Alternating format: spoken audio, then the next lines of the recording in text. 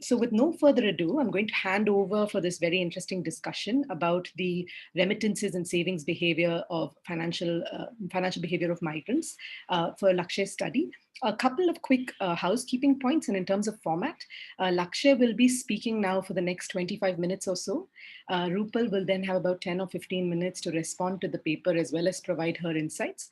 And then we'll do about 10 or 15 minutes of Q&A right at the end when I'll come back. Just a quick request to everyone who has joined in as an audience member, please do send in your questions at the Q&A box that you see, and then we'll triage them to Lakshya and Rupal at the end of it. And of course, I think we have microphone controls, but anyone who's not speaking, if they can just check that the microphones are off. And with no further ado, over to you, Lakshya, and thank you all for joining us. Thank you, Malvika, for that. First of all, I would like to again thank Malvika and everybody at Dwara Research for supporting me throughout this study and also giving me this opportunity to present this paper. And I would also like to thank Rupal for agreeing to become a discussant in this webinar. So without much further ado, I would now like to share my screen and I will start my presentation. Just a second.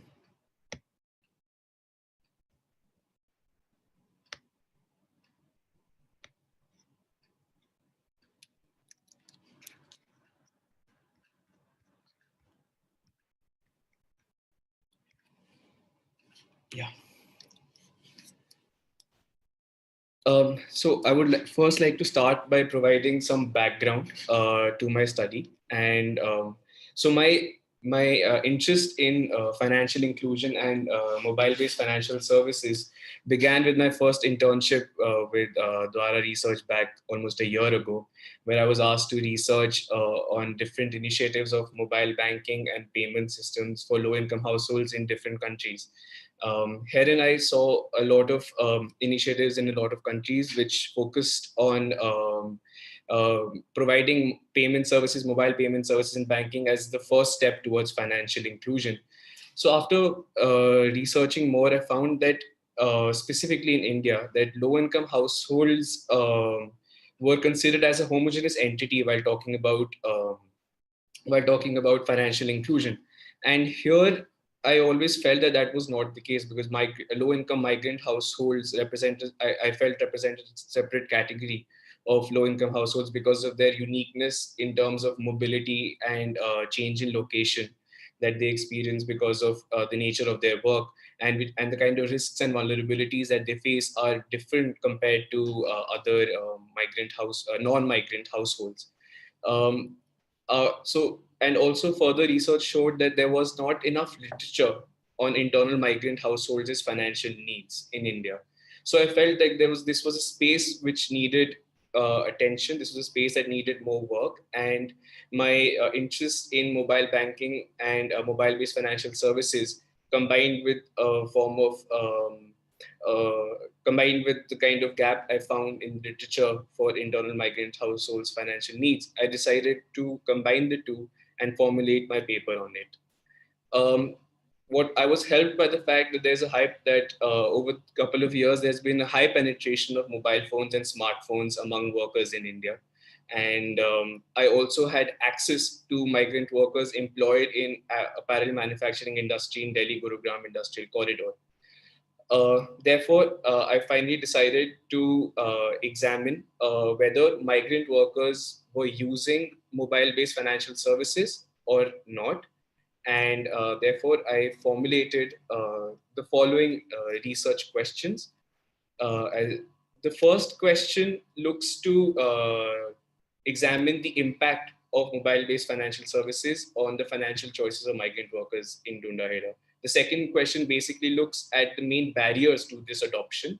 And the third one looks at the impact on savings for migrant households that mobile-based financial services have had.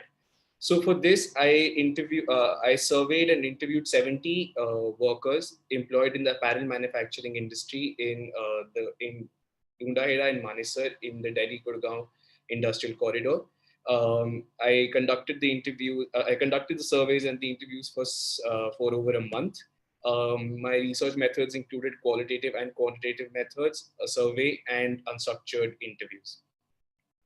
The migrant workers that I surveyed are not seasonal but semi-permanent workers, because they usually are employed within the industry for almost 8 to 10 months of a year. So this is just the basic methodology part that I used.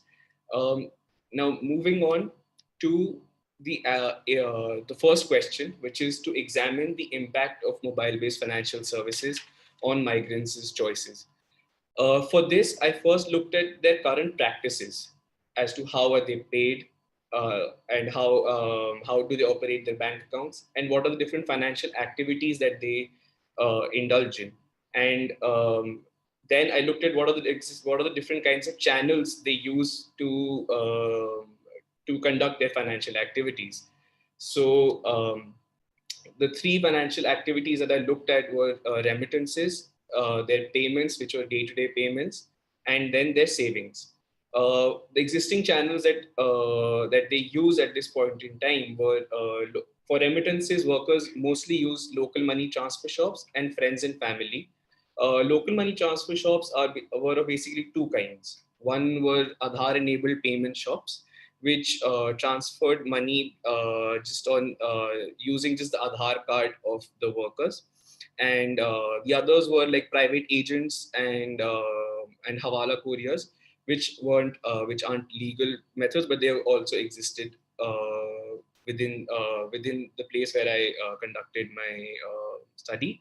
Um, for payments, cash was the major source, major medium, and for savings, workers usually send their extra income back home for their household expenditure, and then the household was responsible for ensuring any level of savings. So these are the this was the existing condition, and I wanted to see how do they get paid in order to judge the impact of mobile-based financial services. So the first thing I looked at was how are the workers paid. I found that almost 70% of my respondents were paid in their bank accounts, and the rest were paid in cash.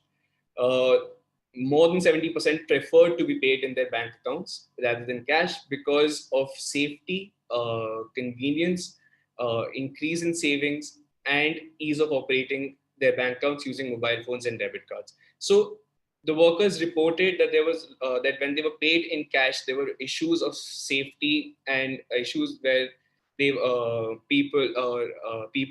like thieves would steal their money, because everybody within the industrial town knew when people get paid, so they would target the workers at that time. But paying paid in their bank accounts meant that they did not have, so they overcame this issue. Convenience, because they felt that they did not have to stand in lines outside bank branches to deposit the money that they had, their wages that they had. It also helped them increase their savings, because they only withdrew the amount of money that was required. So this kind of limited their liquidity, which kind of helped them increase their savings, because they felt that if they had cash all the time, unexpected expenditures always came up and they ended up spending more than they should have. And again, they felt that by using mobile phones and debit cards, they were easily able to operate their bank accounts. The second step was to see how do they operate their bank accounts. And herein I saw that the workers, almost 50% of the workers who were paid in their bank accounts, used mobile phones to operate their bank account. Whereas the workers, and similarly, 50% of the workers who were paid in cash use local money transfer shops to operate their bank accounts. So I could see that the modality of wage payment had a visible impact on the mode used to operate their bank accounts. So from here, what my results showed that for specifically for the remittances, that people who were paid that almost 60 workers remitted regularly, and workers who were paid in their bank account and operated their bank accounts using their mobile phones also used they also used mobile-based financial services to then remit money, and they used platforms like Google Pay, Paytm, and Phone Pay to conduct these transactions. Similarly, workers who were paid in cash uh, operated their accounts using local money transfer shops and also remitted money using local money transfer shops. So the major takeaway from this was that mobile-based financial services and local money transfer shops were operating as opposite institutions for remittances. And the one of the major factors on how workers were choosing between the two was based on how they were paid. And also sometimes some of the workers reported that it was based on the amount of money that they had to transfer, or the amount of or the transaction ticket, that if they have to send a higher amount of money back home, then they would go for local money transfer shops. But if they had to transfer less amount of money, they would use mobile based financial services.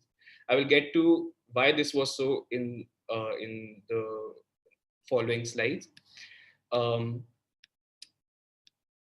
the other thing that I found was that the workers who were using mobile-based financial services reported the following as as the major benefits of using mobile-based financial services. The first one was safety.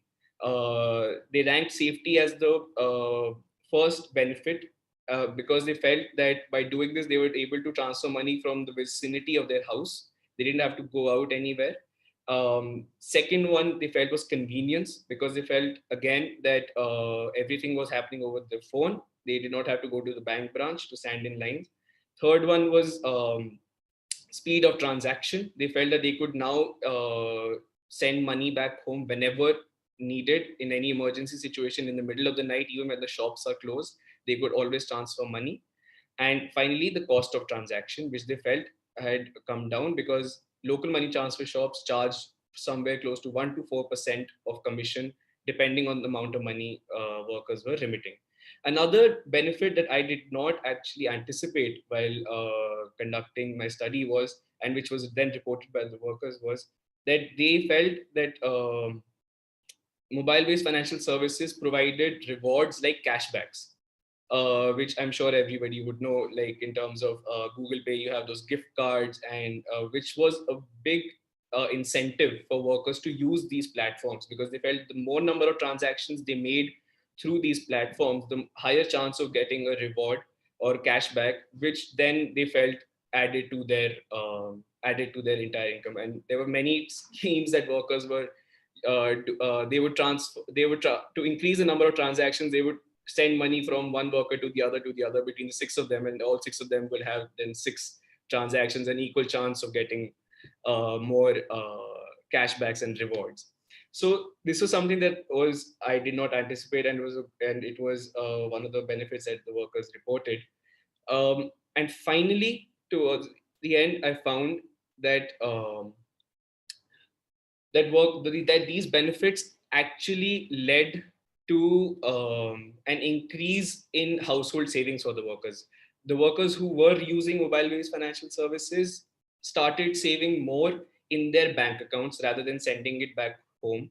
They were almost the ones who were saving in their bank accounts. Almost half of them were saving more than 5,000.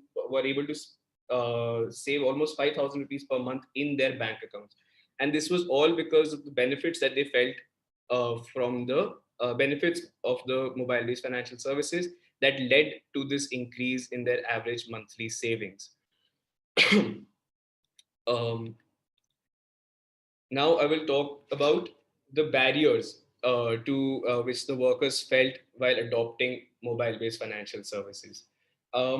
Here I have categorized the barriers into two major components. What the first one are gender norms, and the second one is trust and confidence. Um, workers felt and reported that gender norms, which I also saw, that gender norms limited women's usage of mobile-based financial services. For example, in terms of access, women had equal access to mobile phones and bank accounts, but they did not have, but they weren't accessing financial services through mobile-based financial services. For example, as a percentage, almost as a percentage, less percentage of women had internet-enabled mobile phones than compared to men. Similarly, in terms of usage, um, this was a very interesting thing I found, that almost 7 women workers reported that their family members operate their bank accounts, whereas none of the men reported the same. So this was indicative of how women's agency was restricted over controlling their own finances, even though there was no difference in terms of education, in terms of age, or in terms of even job title. Most women were employed as tailors, just like men were.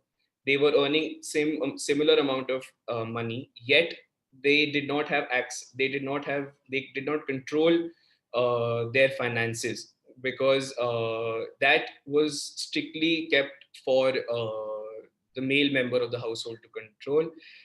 Another thing, women workers reported that their main usage or their main need for money was to buy items for their kitchen items and household needs, which were usually paid for in cash. So they did not have the need to use mobile based financial services. Although some women did report saying that they had started using uh, mobile based financial services, and it had liberated them, because now they did not need to step out uh, in like go to bank branches and stand with men. They could just conduct their business from their house, from within their homes. It like one of the women's workers reported that it allowed her not to carry her handbag to work, which for her um, was a big plus, because uh, the less amount of stuff they carried to work, the more free and independent she felt. So, and only 6 women, in fact, reported that that they use mobile phones to operate their bank accounts. The second barrier, which limited the use or adoption of mobile-based financial services, was lack of trust and confidence within the technology. For this, I would like to first highlight two different things: that the existing options for payments and remittances, which are cash and local money transfer shops, were working, were available, and were working effectively. Um, in terms of local money transfer shops, the benefits were that they were the people running these shops and the workers had interpersonal relationships that had built over a period of time. So they could hold these people accountable in case of any transaction failure, or any time their transaction doesn't go through. So this kind of instilled faith within the local money transfer shops, and workers did not mind paying a commission for it, because they felt that if anything wrong were to happen, they could always go and speak to the person at the shop. Whereas in terms of mobile-based financial services, this wasn't the case, because network connectivity, for one, was the main impediment to adopting mobile-based financial services. Instances of server down um, majorly limited the benefits or undid the benefits of mobile-based financial services, because in cases of emergency, if the server is down, then it doesn't make sense for it doesn't mobile-based financial services don't make sense at all, because they have to that's like one of their main USP. Similarly, anytime transactions didn't go through, or transactions or money got deducted from their account but did not reach the beneficiary's account, the anxiety over delay further discouraged workers from adopting the services. Um, Thirdly, they felt that they could not, whenever they tried to reach customer care or customer support, it was not as smooth as it should be, which further then alienated them from the technology. And finally, instances of online fraud completely discourage workers from picking up mobile-based financial services. At least five the respondents within my study reported that they had been victims of online fraud. Further, further even authorities didn't help them enough to get their money back, which and such instances usually, because of the kind of network that migrant workers have, these kind of news spread like wildfire, and it influences other workers as well. And they said that the existing systems work for us, so why do we need to shift from the existing ones to the new one? So these are the two main barriers which I found during my study. Finally, the impact on savings for migrant households from use of mobile-based financial services. Here, I would like to talk about three things or three aspects which I feel need to come together for migrant households to effectively utilize their remittances in order to enhance their well-being and also increase their savings. And the three things are targeted financial products, social security measures, and sustained flow of remittances. Now, sustained, we like from what my study showed that remittances within the migrant workers that I had interviewed there was a sustained flow of remittances. However, their expenditures were so much that they could not actually save enough to enhance their well-being and their socioeconomic status, and that is because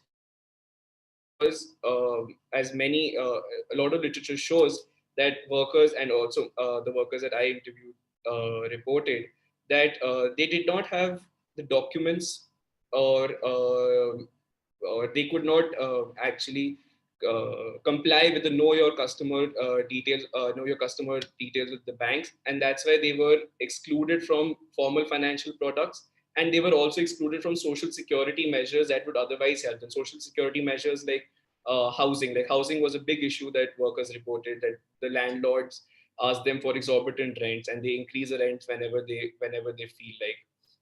Similarly, they couldn't access formal credit because they couldn't comply with the KYC terms. Healthcare, and also education of their kids. So all these things ended up were paid for by the remittances that they had. So in by the end of it, remittances could not translate into higher savings for migrant workers. And for that to happen, these three things have to come together. Is what I came to a conclusion when I was researching on this particular question. Finally, there were three topics of discussion that I felt needed further research, and something that came through the study, but obviously it was beyond the scope of my study.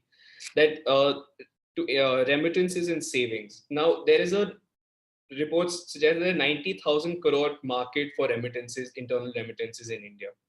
Now, the external migrants who are one of the reasons why they have been able to enhance their socioeconomic status within society is because of formal channels of remittances. They banks they transfer money through banks mostly. For internal migrants, that has not been the case up until now. Mobile-based financial services has the potential to create formal channels for workers to transfer money back effectively, cheaply, safely, and this is something that needs more research as to how to or to find ways to enhance the adoption of mobile-based financial services by overcoming the barriers that I have just pointed out earlier. Similarly, the second point of discussion is wage payments in bank accounts. Now, as I have seen in the first question, that payments in bank accounts led to people using mobile phones to operate their bank account, which led them to also use it for remitting money.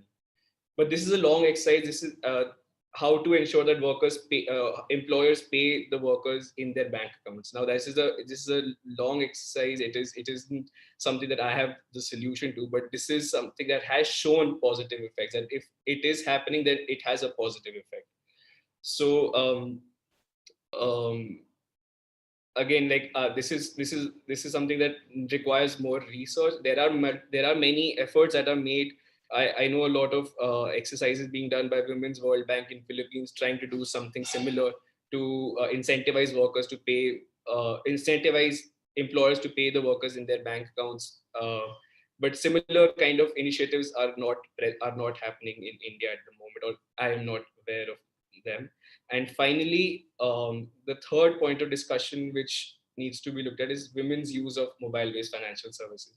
The labor force within the apparel manufacturing industry was 50% women, and none of them were and if they are not using mobile based financial services, then it is we are letting go, or we're letting go of a huge potential of workers who could then of the ability of women workers to actually take control over their finances.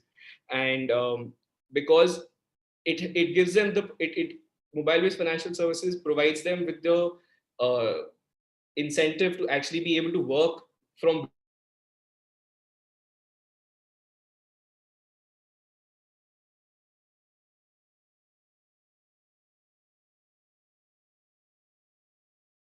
and financial access points were shut off. Workers did not have any way to access their finances.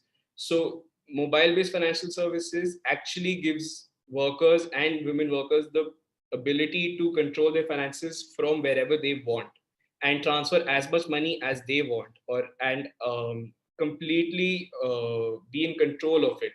So this is again something that how to increase women workers' adoption for mobile-based financial services is another thing that requires more research.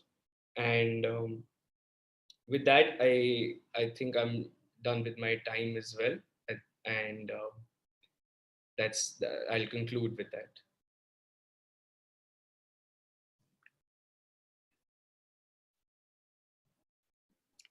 Happy to hand over to you now, Rupal. Please do begin. And thanks, Lakshay, for that very quick canter through. I know there wasn't much time to go into methodology with a longer slot allows, but thank you very much. Thanks, Malvika, and thanks to Dwara for putting together this webinar series. I think really appropriate timing in terms of the segment and what we've seen through the course of the lockdown as well. And Lakshay, congratulations on putting out a really good paper. I'm always quite happy when people research migration and financial inclusion, because I think it's one of the most under-researched subjects. And as you pointed out rightly, that migrants themselves are a very heterogeneous group. So there's definitely a call for generating more knowledge, not just for the sake of understanding it better, but also to inform product design for this particular segment.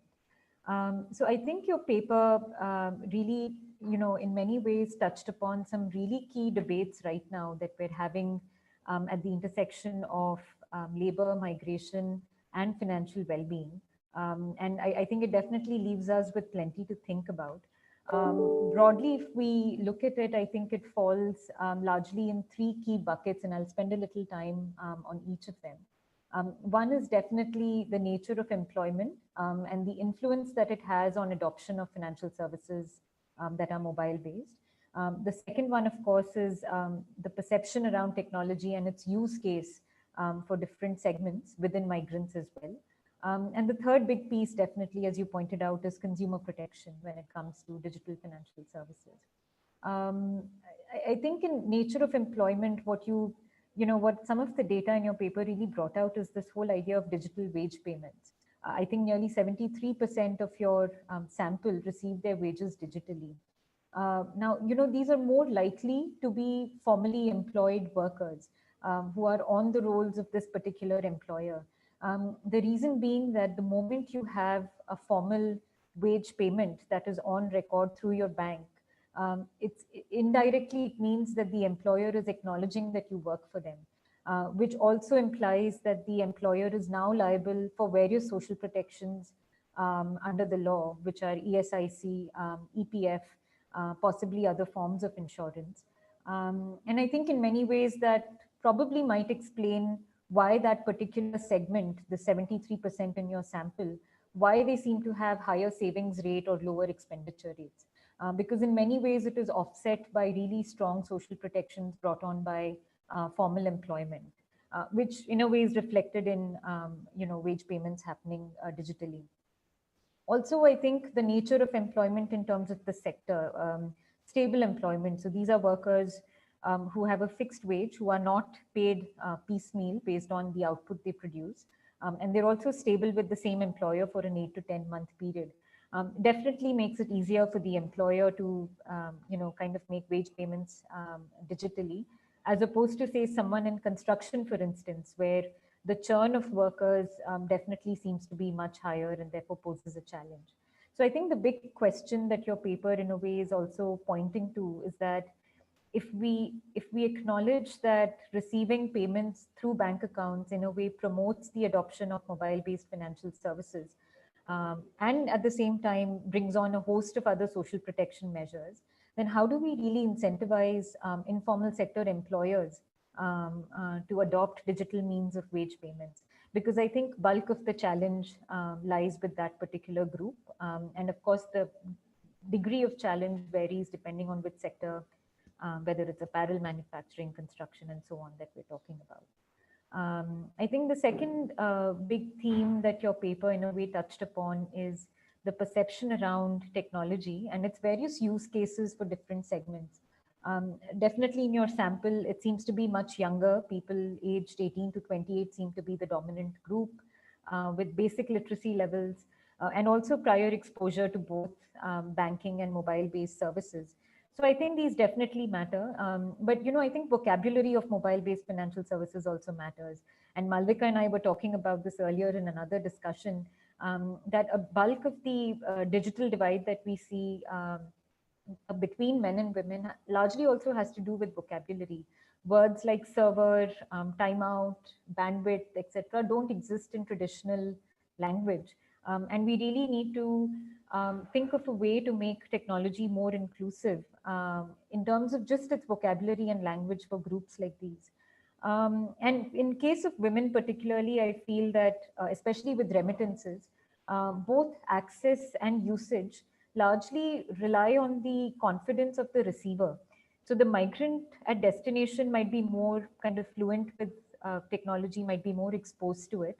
But whether or not it is adopted across that loop of source and destination is how confident is the receiver, in this case, mostly women or elderly members of the household. And what is the kind of infrastructure that one has access to locally to access mobile-based services there? Because like you said, in an urban setup, it is possible that people might accept payments through Paytm and GPay and so on. But at the receiving end, where bulk of the consumption needs are, the local economy still operates on using cash. So these things do matter in the adoption of technology by women as well. And I think, the value of money is more abstract when it is not held physically. Now, interestingly, in your case, it seems that that abstraction in a way leads to greater savings or greater usage of digital payment channels and so on. Dan Ariely has actually written a lot about this, where you see the reverse effect, that because the idea of money is so abstract, because it's not held physically, you're more likely to spend more. So it would be interesting to see how that works out with migrant workers in particular. Does it actually encourage savings and digital payments adoption, like you say, or does it actually result in higher expenditures and higher indebtedness, as we see some other studies looking at as well? I think you touched upon some really interesting use cases. The biggest one being the difference between safekeeping versus savings in a bank account. Our own experience at Shramsarthi, in a way, tells us that a lot of migrants who've adopted, banking largely do it for safekeeping. So what that means is that still poses a challenge for adoption of other digital services, because you're only keeping your cash safe there. But ultimately, all your transactions are happening in cash and is still cash based. So really interesting distinction between use cases there as to who is using it for safekeeping versus who is using it for actual savings and transactions. I think with women in particular, we've seen that a lot of the digital adoption has been around information alone. So a lot of the women we work with in our own work on digital services, we've seen that just knowing how much is in their bank account and how much money came in and how much was withdrawn in itself is seen as a very, very valuable service.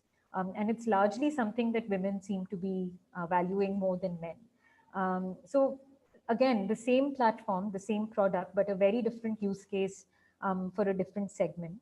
And similarly, in certain communities such as ours, we also see bank accounts being largely used for direct benefit transfer receipts, not so much for transactional purposes. And at least in common language, there seems to be a distinction between bank accounts used for receiving benefits versus bank accounts used for actually performing various transactions.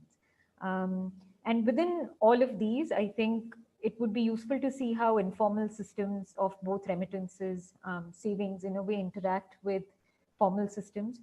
We saw a lot of this happening in ways in which families coped during the COVID-19 lockdown, where we saw families receiving government benefit transfers to obviously manage expenses during this time, but at the same time relying heavily on sale of assets and informal sources of credit and informal sources of savings as well during this time. So while we don't see it replacing and then informal services, it's not an either or. But I think it would be good to see how the interaction between the formal and informal kind of evolve over time as a result of adoption of mobile-based services. And lastly, I think you really hit the nail on the head when you spoke about consumer protection. I think even in our work, I think one of the biggest challenges to adoption of such services is the extent of fraud, the lack of transparency that actually exists within these systems, particularly for households and consumers that have low levels of literacy or no levels of literacy. I think with systems such as APS and Aadhaar Pay, new kinds of frauds are becoming possible. With the transaction failure rates that we see with APS, very often it becomes justified to also use that as an excuse to process fraudulent transactions in low literacy communities. And I think the question there really is that who is really responsible? Do we hold banks responsible for how their agents and sub-agents behave? Are governments supposed to be held responsible when they're transferring direct benefits to these communities? Because we've seen that it's mostly women and men who receive benefits under the PM Awas Yojana or any other direct benefit transfer who are most affected by such fraudulent behaviors. And also the fact that a lot of social protection schemes today seem to be converging at the banking level, I think creates a lot of pressure around mis-selling by bankers as well, and fraudulent enrollments within certain social protection schemes as well. So I think a really good question. I'm not sure we all have the answer to that right now, but I think definitely raises good questions around the role of consumer protection in improving the adoption of mobile-based services, particularly among low-income and low-literacy migrant communities. So thank you once again. I think these are really, really good questions for students and researchers and even practitioners to explore going forward. And I really hope that we see some sort of positive effect, of all the technology that's coming up and in minimizing the digital divide, at least that we see among different segments. So thank you, Lakshay. Thanks. Over to you, Malvati. Thanks, Rupal. And it's always great to get a reality check from you, which is also so nuanced and thoughtful. And I think we already have some questions which have come up. So happy to jump straight in if that's fine for both of you. Unless you had anything to respond, Lakshay, in which case now is the time. No, I have not. Great. No, I think I have not. Great. So I think Ashna had asked a question about the most popular mobile apps. I think you had mentioned Google Pay, Phone Pay, and Paytm when you were talking. Is there anything else just on the basics? Do those remain the same? Because the next question, which I hand over to both of you, is has COVID accelerated any of these trends? I think that's a really, because obviously this research was completed just before February. So maybe if you can hand that over to both of you, both on the apps and what COVID has done to these trends. Lakshay, do you want to go first? Hello?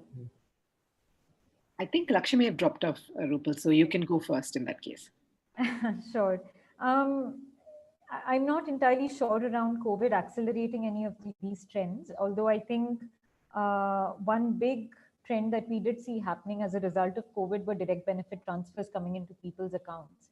Um, One of the things that we were witness to were serpentine lines outside banks, where women were largely walking long distances in the summer to get to banks so that they could access their bank accounts. There definitely seems to be more awareness on different ways of means of withdrawals. So here it's commonly known as Angutha Wala, which is the AEPS and Aadhaar Pay transactions that we see. I think what it brought to our notice was also the unfortunate burden it puts on women to really access banking in order to pay for household needs, at least during this time. Because much of the benefits were routed through women's bank accounts.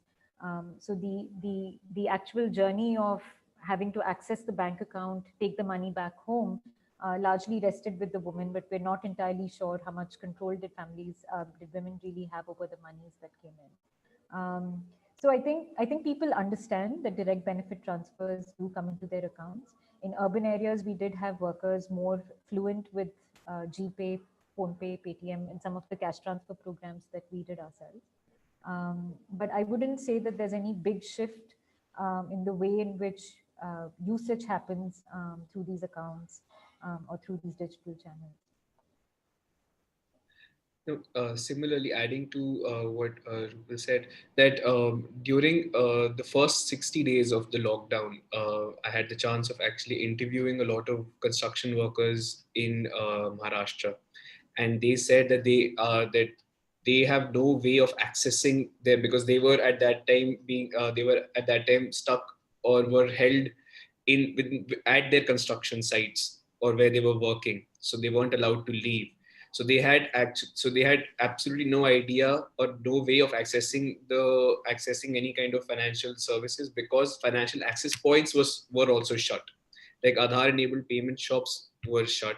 Similarly, near where I stay, I have a couple of Aadhaar enabled payment shops which were again not functioning. And once they did start functioning after the first 60 days, there was huge, like you said, huge lines of people standing there just trying to access their funds. Um, and in that time, I am not sure whether it led to them shifting to Google Pay or any of these digital payments systems. But yeah, although, however, there have been, from the people that I interviewed, they were aware that these things exist, but they did not know how to do it because most of them did not have smartphones, and USSD based transactions aren't popularized neither by banks nor by any regulators, and that is something that is again a larger political question as to why that is so. But that's mostly my take on this. Yeah. Thank you. And we have another interesting question from Badal, actually, which maybe I want to ask a couple of questions that lead into what he's asked. I mean, the first one that struck me when I read this paper and also following the last 6 months is that when it comes to payments and remittances, we don't necessarily maybe see what you would see in the classic household finance literature in India, that households cycle between one form of savings or loans and another. So you will have a portfolio of informal credit and formal credit. And one of your findings was, of course, that once people started getting those wage payments, at least in this segment of workers, which are definitely better heeled than most, they were sticking. There was some kind of stickiness that once they started doing remittances in one channel.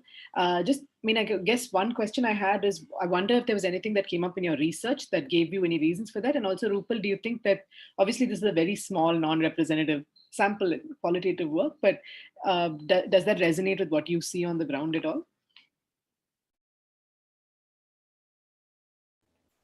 I mean, I'm not entirely sure, Malvika. I think my own sense is that possibly comfort with a particular way of remitting and possibly prior experiences that have probably been negative with informal means probably add to the stickiness or probably help workers continue using a particular channel.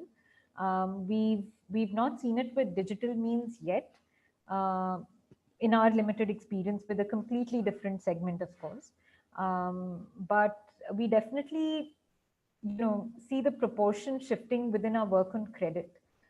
So families who've had long-term positive experiences with dignified forms of credit definitely reduce their proportion of informal credit in their portfolio.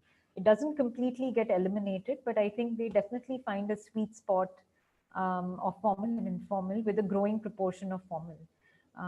That's my sense, but maybe Lakshay has different experiences based on the group there. My experience, so I try to focus mostly on their savings products as to how they were saving, because I knew a lot of focus was already given to credit products in different kinds of, like even RBI talks about its in its household finance committee, where it says that migrant workers need to be given customized, flexible products, and most of the products that they state in that are credit and insurance based. However, there isn't much talk about savings products, and this is something that I found while I was researching or while I was interviewing, that workers are very, very particular about their savings. That they're very particular about. I asked them that has mobile-based financial services kind of helped you reduce over expenditure or unnecessary expenditure, and they became very defensive about this question. They said that do you think we do over expenditure? No, we don't. We ensure that we have account all our money, even the last rupee. So, and the other thing that was really stood out for me was the fact that many were now were saving in their bank account, which means that um, there can be instances, or there can be savings products that ensure that workers, when they are paid, let's say the workers who are using mobile based financial services, they certain number of transactions happen every month, so like when they get paid, that transaction is recorded. And savings products that kind of work with similar um, idea, like let's say a cash reward, or which incentivize workers to save instantly in something or the other, is something that I feel uh, can work, because workers did say that they were encouraged to use those things because of the cash rewards and the rewards that they were getting for these transactions. So yeah, but I know that this is a very small sample size, and the workers that I was interviewing were better off. But I did sense that if such products exist, maybe workers may be incentivized to have formal savings as well, or invest in formal savings products.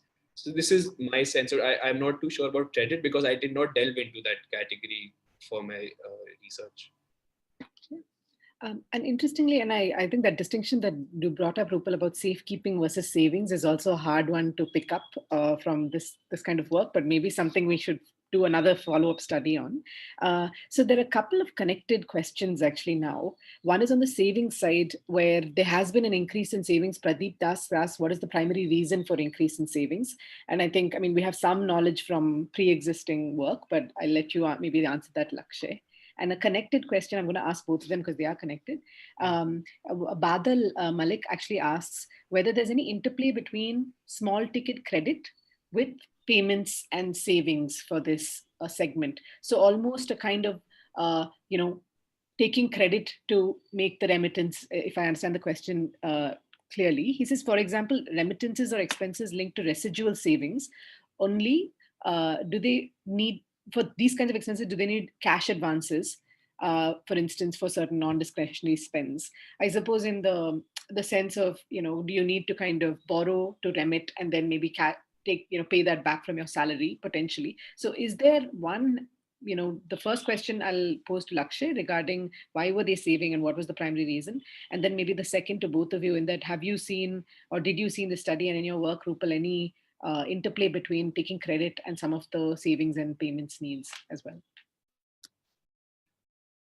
With respect to the primary reason for increase in savings, what the results showed was the fact that the benefits of using mobile-based financial services, which I pointed out, were that it was safe, the cost of transaction had fallen, the convenience that they could now transact with, in terms of they did not have to stand in queues and lose a day's wage. They did not have to pay a commission at the local money transfer shop. So all these things ended up. So when I asked them that how much change have you experienced in your savings, they said around 500 to 1,000 rupees extra savings than before, which in this respect was quite a big sum. So I would say the primary reason for increase in savings was the fact that now what the benefits that mobile-based financial services users were experiencing. At least this is what I know from the responses that I had received from the workers. To Badal's question, Malvika, I think we don't exactly see it in the form that Badal seems to be suggesting, but we do see multiple systems of advances for payments or for expenses. So at least in the area where we work, and it's also given in literature in several other pockets of migration, that migration does begin with a cash advance, usually taken from employers or contractors, and then one works to pay off that advance, basically. So we do see those systems continuing to exist. In many cases, in the absence of formal services, contractors or employers become the default sort of financial service providers for these workers. In cities like Bombay, for instance, we've seen some really interesting, you can call it a cashless payment system, but we've seen instances where the contractor controls almost every aspect of the worker's lived experience in the city. So for instance, the contractor would be the one who owns the rental accommodation where the worker is. The contractor will have a relative who runs a kirana shop right next to it, and a tea stall right next to it. But there is no cash transaction that happens here. All the deductions happen against the wages that accrue to the worker. These are highly opaque, obviously. One could argue both sides and say that this is a highly effective informal cashless payment system. But I think the reality is that these are highly opaque and there are unfair deductions on wages. We do see other forms of advances against earned incomes. So workers typically will let the contractor or the kirana store owner at destination retain their wages. And then every week they will take about 200 to 500 rupees as an advance against what has already been earned. That's what they call kharchis in local parlance. It's not really an advance. It's just amounts taken against what one has already earned. But again, taken for small ticket cash payments made for, paying for services in the city. So we've seen a few examples of these, but probably not exactly as Badal suggests, where workers possibly borrow for remitting money. Great. So we have a couple more questions just on savings, and I know that we're close to time, and I do want to return to this theme of gender. So maybe we can just end on that one, because interestingly, we have a few studies ongoing on this point, which have given us almost kind of slightly results that are in tension. So maybe we'd love to end on that one. A very quick question from Shubh Anand, which is just sort of risks to digital savings and what people see on the ground as the risky side of it, and that whole trust deficit that we often see come up. And I think it's connected from Sanket Mehta, is whether cash rewards or incentives can be used maybe either to overcome this risk perception or perhaps as a kind of gateway drug to digital financial services. So yeah, I'm not sure which one of you want to go for that first, but I'll leave it open to both of you. I would just point out one thing here, that many workers, at least the ones that I said that report surveyed, did mention that there was a lack of, like you said, lack of trust within the digital system, with digital financial services, and that in itself, I think, hampers most of the other financial services as well. Like payments is like the first step. The next step can be savings and credit, insurance, and everything. But even within payments, many workers are still apprehensive to adopt it. So then moving on to savings products and something like this is, I feel, is like the second step to it. And the trust factor really, like, I know for a fact that many young workers were also very sure that they don't want to use it. They know about it. They know that the local money transfer shop for payments works, and they're happy with it. So I think that with time, or I think with more efforts and initiatives of the government or like civil society organizations working in this field to enhance trust within the system, within digital services, will then or should then incentivize workers to move towards digital savings as well. Yeah, I mean, I'll probably answer the second question.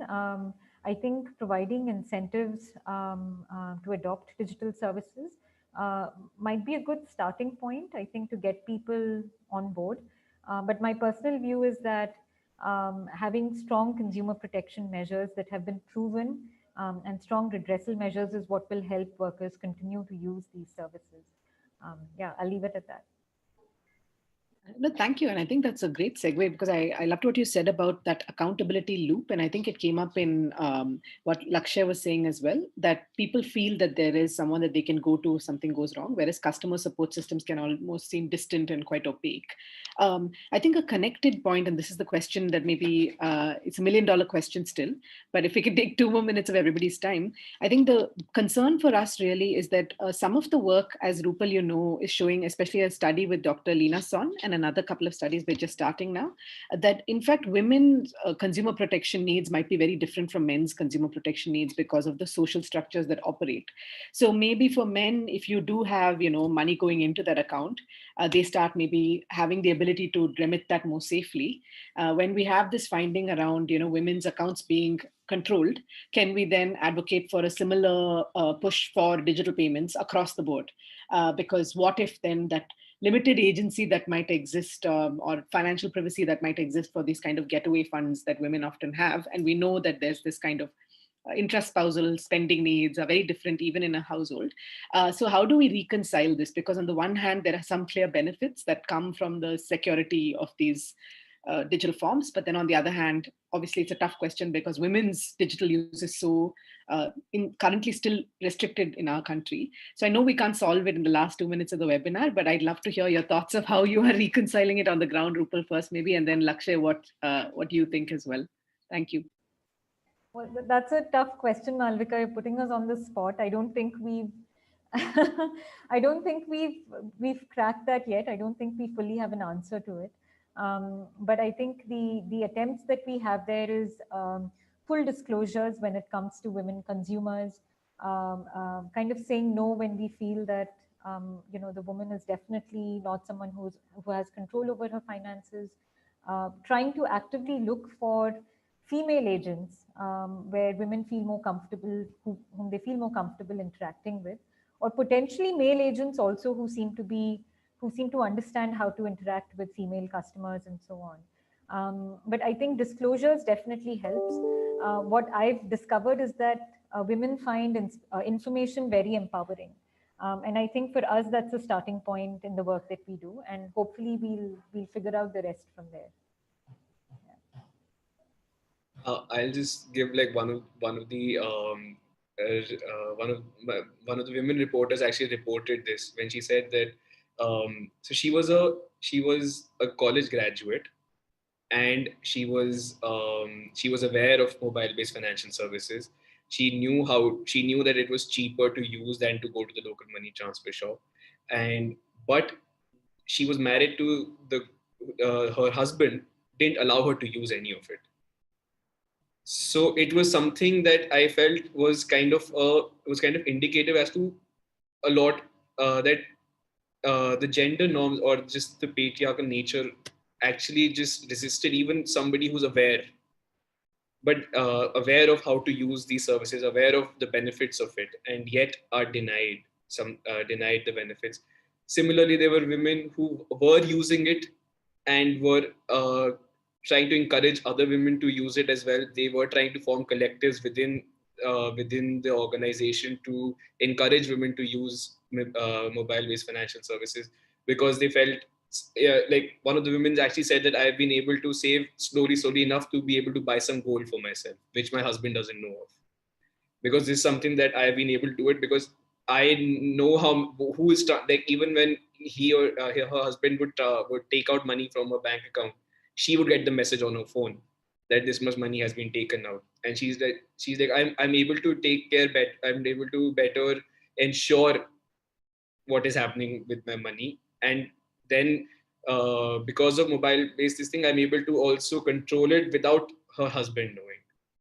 So that kind of personal touch that mobile phones have, and that can be very empowering, and that is something that I felt was can be looked into more, and something that is is a researchable topic later on as well.